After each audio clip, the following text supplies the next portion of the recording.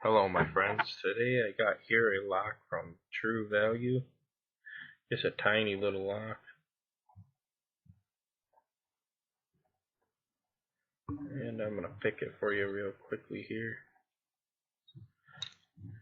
Nice new lock again for you guys. Here's the bitting on the key. Looks like it's only 4 pins. So let's get started. And now I just dropped my tension wrench. There it is. Alright, now hopefully we can get started without dropping the tension wrench again. So it's all locked up here.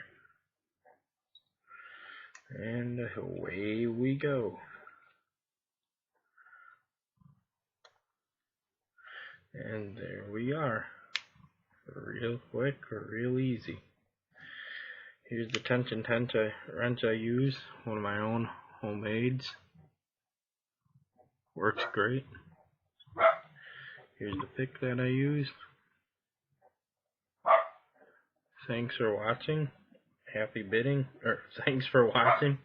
Please subscribe and please check out my other videos. And have a great day.